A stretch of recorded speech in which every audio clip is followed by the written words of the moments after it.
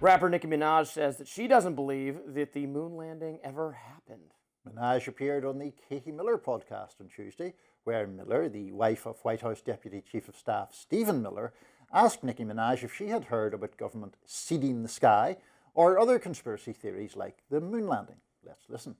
You know, like other conspiracy theories, like did we actually land a man on the moon? Did the president get the elections? I don't think we landed on the moon. You don't? No. I asked Elon this one. He said we did indeed land on the moon. Minaj also said that she started voicing her political and social concerns after watching President Trump, as she sees it, being mistreated and bullied in public. Meanwhile, CNN's chief data analyst shows that polls suggest Americans agree with Nicki Minaj, maybe not about the moon landing, but they do agree about voter ID requirements. Let's listen. I got all this polling on the screen going back since 2018. You'll notice on all of it, it's all north of 75%, 76%, 76%, 76%, 81%, and then 83% in the last year of Americans agree with Nicki Minaj. They favor photo ID to be able to vote.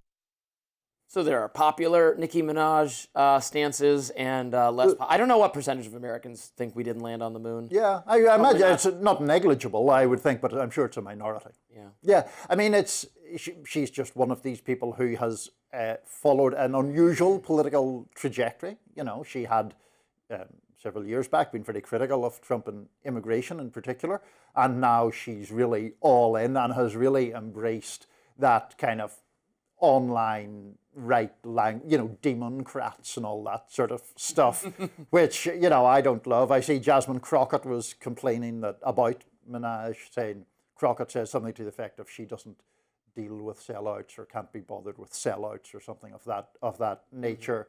Look, I find it a very bizarre path that Nicki Minaj is on. There is, as you probably know, quite a lot of speculation about the fact that Nicki Minaj has a brother incarcerated for a very serious crime and a very long prison sentence.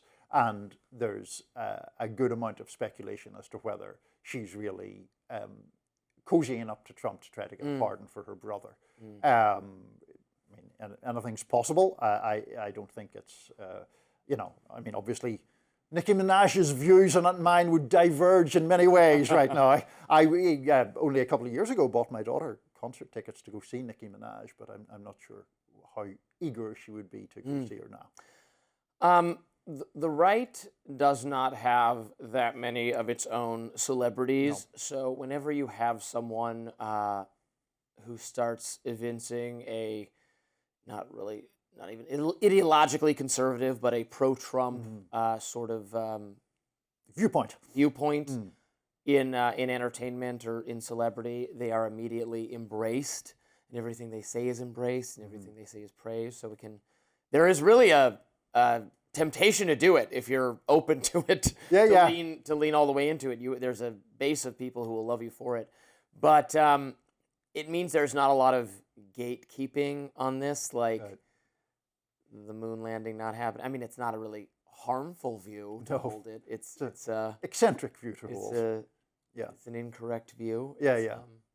And I mean, I just think that as she becomes more alienated from, what would have been her support customer That's what I'm saying. base, then you lean into it more. Exactly. Then you lean into it more and more. And so I expect she's just going to do the rounds of other kind of podcasts of that nature and make her views known in that way. I like that Katie Miller's correction comes from Elon Musk himself, who she worked for briefly, right? Who who has the goal of getting us on Mars. Yes. So he would know. He's building all the rockets. Right.